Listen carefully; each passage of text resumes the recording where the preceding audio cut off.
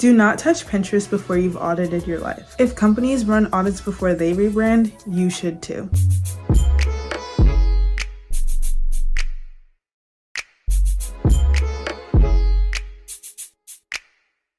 Hey everyone, welcome back to my channel. My name is Moonbi if you're new here, and today I'm back with another exciting video. Today's video is all about resetting for the new year 2026. Ooh, I can feel it. It's going to be a really good year. I can feel it. I'm here to tell you that you don't need a whole new personality for the new year. You need better systems. I used to think that the new year meant it was time for me to become a new person, but I've learned that real change comes from clarity and not from pressure. So instead of overwhelming myself with a long list of yearly resolutions, I'm approaching this year with intention, structure, and grace. And I'm going to show you how you can do it too. Most people start off the new year by saving aesthetic Pinterest photos without clarity, and then they wonder why nothing changes. If you actually want your life to feel different, you need structure before inspiration. So here's how to do a proper reset without overwhelming yourself. I'm going to keep this video short, sweet, and straight to the point. You still have time before the new year starts to plan out your quote-unquote rebrand, but also please do not rush the process. It is crucial that you get clear with yourself about what it is you want for your life. So step 1, audit your life. Just like a company audits its systems before making changes, you need to get clear on what is working and what isn't working for yourself. Grab your journal, sit down with yourself for at least 15 to 30 minutes and answer these few questions. What gives me energy? What drains me? Where am I showing up consistently? And where am I avoiding responsibility? This isn't about judging your 2025 self and the mistakes you may have made or the habits you didn't fulfill. It's about learning how to improve using the information and data from this year. How can you work towards a better future and actually do it successfully? Clarity comes before the vision. Step 2 is setting quarterly goals. Stop setting 12-month goals you're going to forget by February. It is so important that you break your year into quarters so that you do not feel overwhelmed. As someone who gets overwhelmed really easily by the immense amount of things I have to do in my life, this makes it so much easier to plan out my goals and how I'm going to achieve them. Each quarter should answer one question. Who am I becoming right now? So for January, February, and March, it should answer one question. At least for me this year, it's going to be working on a solidified workout routine so I can focus these 3 months on creating that perfect routine that works for me, works for my cycle, works for my schedule, works for my mental health. Because one thing I will not be doing is forcing myself to do things without a plan, without a structure. I know myself, it probably won't get done. If I yell at myself to get up tomorrow morning and be like, you have to go to the gym, and then it doesn't happen, then I feel guilty. And then I'm like, oh, why is this not working? So for these next 3 months, I want to focus on getting a solidified schedule, seeing what works for me and what doesn't. Now for you, choose a few goals and attach actual actions to them. Here's an example of what this should look like in the end. So let's use quarter 1 as our example. Let's say our quarter 1 question is, how do I become more disciplined in my daily life? Once you have the question for the quarter, you don't have to brainstorm endlessly. So now you can choose 3 to 4 goals just so that you don't overwhelm yourself. Here are some examples of goals. Establishing a consistent morning and night routine. Go to the gym consistently. Stay on top of schoolwork without last-minute stress. Post consistently on YouTube and TikTok. The next step is to assign actions to each goal, and this is where the magic happens. Here are some examples of specific actions you can take for these kinds of goals. Obviously, you can tailor this to your own goals and add more actions to be even more specific about what it is you want to accomplish and how you're going to do so. In the end, you should have a chart or plan that produces the impact of you having structure, discipline, consistency, whatever it is that you're looking for that answers your main question for the quarter. If there's no system, it's not a goal, it's just a wish. Now moving on to step 3, everyone's favorite part. Now you can open Pinterest, but instead of creating a vision board, we're creating action boards. Every image that you pick from Pinterest or wherever you're sourcing your images from should represent a habit, an action, a boundary, or some sort of system, not just a vibe. This was my vision board for 2025. For example, this picture right here is of some supplements. I was taking supplements throughout this year. I put this image specifically because I'm like, that is a habit that I want to create for myself. I want to take supplements and improve my health and focus on my health. This is gigantic, but another thing I have is this picture of berries at a store. I wanted to go to the store and buy healthy food for myself to make nutritious meals. This girl reading, she's on a beach. I didn't get to read on the beach this summer, but I did do a lot of reading this summer. And so this was an action that I wanted to accomplish.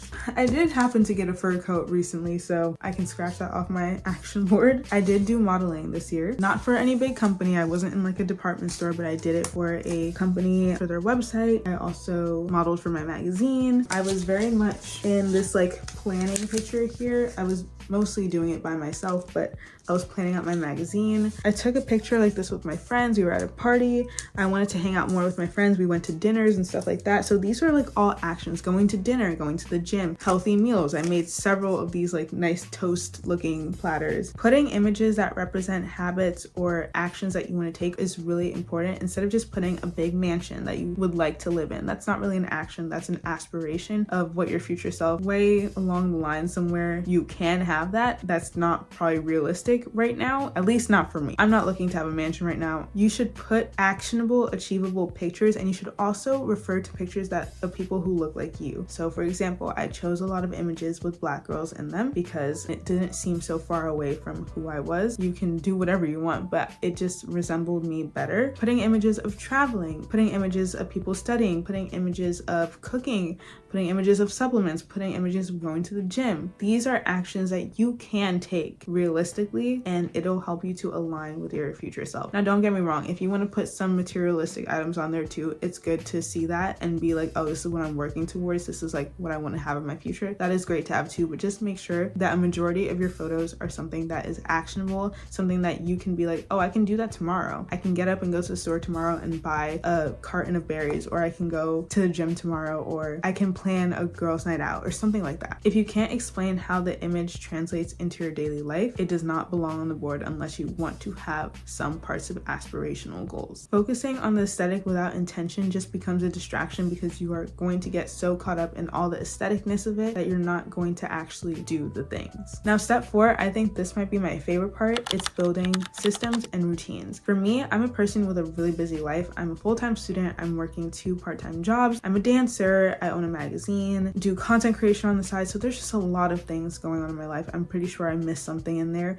but just like I touched on about setting quarterly goals, it's really important that your goals have systems. And I feel like I've said this so many times throughout the video, but here you go again. Goals need systems because you need a plan to figure out how you're going to accomplish your goal. I know that this year I am taking it so seriously. I'm creating a morning routine, a night routine, a Sunday reset routine, an external maintenance routine, any other routine I can think of, I'm going to set it. Even a period self-care routine. I just want to have structure. When I don't have structure, I feel like I'm losing my mind, and I don't want to feel like that, because I want everything to be a reflection of being organized and being put together and not feeling stressed, because I have no room for stress this year. I don't need it. I feel as though when your days are structured, discipline feels effortless because you have that structure, you have that plan of, you know exactly what you're going to do. You don't need to overthink it. There's no waking up in the morning not really knowing what your morning routine is, and then you really wanting to go to the gym, and then you're like, oh, I'm too tired to go to the gym. This is how I plan on being consistent without burning out, especially considering that I want to do YouTube much more consistently than I have. It really boils down to me just having structure. If I plan out things, if I plan ahead of time, if I'm just doing things ahead of time and not feeling stressed, I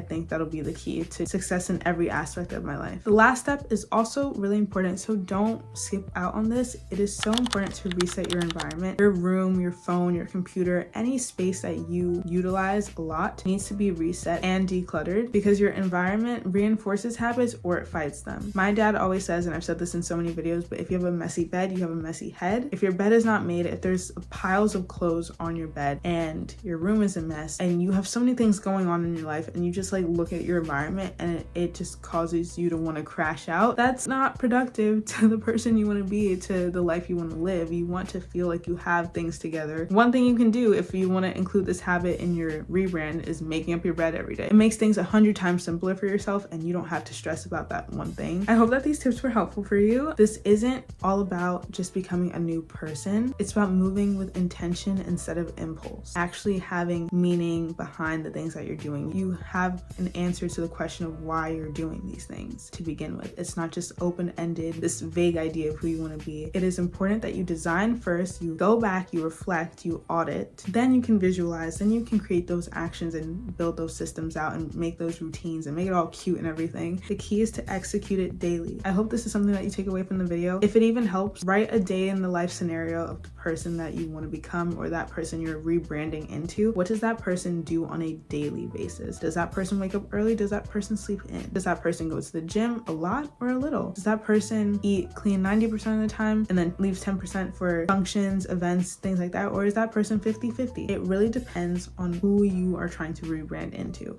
And you need to get a real idea of what their day-to-day life looks like without all the material items, without the Mercedes-Benz, without the huge mansion, without the designer clothes. Fundamentally, what is that person doing on a daily basis that makes them a better person mentally, physically, emotionally, maturity-wise, however you want to answer that question. And that's how you're going to make real change happen. Thank you so much for tuning into this video. I hope you guys liked it. I will become more consistent on YouTube in 2026, so you might get a little tired of seeing my face. But if you like this video and you want to see more videos like this, make sure to subscribe, like, and comment. I love reading your guys' comments. It really brightens my day. And yeah, I can't wait to make some more content for you guys. And by the end of 2026, girl, let's just say my rebrand is going to be epic. Anyways, I'll see you guys in the next video. Bye. Flower bomb, let me guess your favorite fragrance. And you got that bomb. I'm trying that in nature. No disrespecting, baby. Just try and make you smile. Try to keep my spirits up.